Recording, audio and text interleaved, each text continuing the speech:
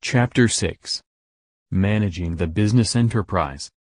This chapter provides an introduction to the foundations of effective management. The nature of management is explained, and the four basic functions that constitute the management process are identified. The different types of managers that are found in organizations are described, as are the basic skills required of managers, the importance of strategic management, and how goal setting facilitates organizational success. The chapter concludes with a discussion of contingency planning, crisis management, and corporate culture. The learning objective of today's lesson is that at the end of this lesson, you will be able to describe the four functions that constitute the management process. Identify types of managers by level and area. Describe the 5 basic management skills. Explain the importance of setting goals and strategic management in organizational success. Discuss contingency planning and crisis management in today's business world. Explain the idea of corporate culture and why it is important. The management process.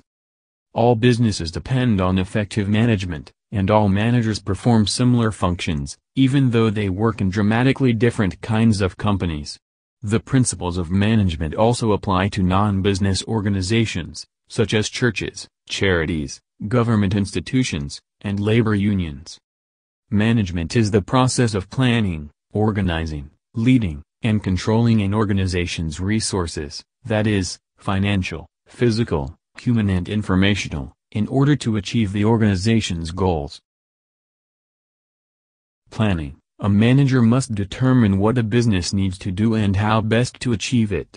Planning involves a 5-step process: establishing goals, identifying whether a gap exists between the company's desired and actual position, developing plans to achieve the desired objectives, implementing plans that have been decided upon, and assessing the effectiveness of plans. Organizing. This is the process of structuring of necessary resources and jobs in order to complete a particular task. Leading. This is the part of a manager's job that involves guiding and motivating employees to meet the firm's objectives. Controlling. A manager also needs to monitor performance and, if necessary, act to bring it in line with the organization's goals. The basic control process is described. Types of managers. All managers perform the 4 functions of management, but they differ in the emphasis they put on the 4 functions. A. Levels of management. 1. Top managers. They are responsible for a firm's overall performance and effectiveness and for developing long-range plans for the company. 2. Middle managers. They are responsible for implementing the strategies, policies, and decisions of top management. 3. First-line managers. They supervise the work of operative employees. B. Areas of management. The numbers and importance of each type of manager varies with industry. 1. Marketing managers are responsible for developing, pricing, promoting, and distributing goods and services to buyers. 2. Financial managers are responsible for planning and overseeing the financial resources of a firm. 3. Operations managers are responsible for controlling production, inventory, and quality of a firm's products. 4. Human resource managers are responsible for hiring, training, evaluating and compensating employees. 5. Information managers are responsible for the design and implementation of systems to gather, process, and disseminate information. 6. Other managers, more specialized managers, for example research and development, may be created to meet the particular needs of a firm. Basic management skills. Regardless of their level or area within an organization, all managers must play certain roles and possess certain skills if they are to be successful. The success that people enjoy in managerial positions is often limited by their skills and abilities.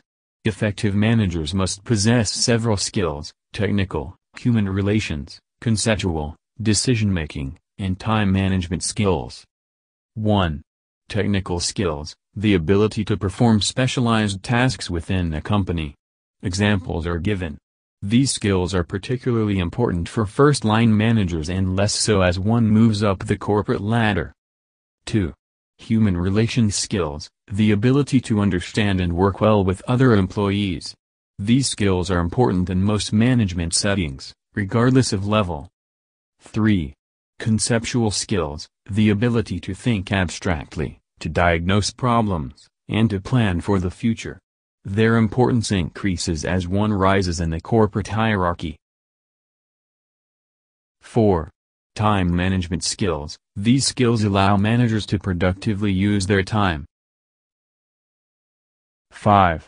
Decision-making skills, these are the skills which allow managers to recognize problems, to analyze alternatives, and to select those which solve the problem. The steps in the rational decision-making process are as follows. A. Recognizing and defining the decision situation. The first step in the process is recognizing that a decision is necessary. Both problem and opportunity decisions confront managers.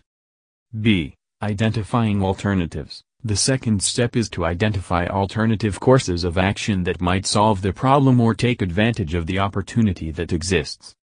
C. Evaluating alternatives. Alternatives that have been identified as promising must be systematically analyzed to determine if they will likely be successful. D. Selecting the best alternative. Choosing the best alternative is a key, if difficult, activity. Both objective and subjective factors normally must be taken into consideration when deciding. Since there is no guarantee that the chosen alternative will work, 2 other steps are required. E. Implementing the chosen alternative. Steps 1-4 focus largely on mental activity, but step 5 focuses on action, that is, actually putting into practice the alternative that has been chosen.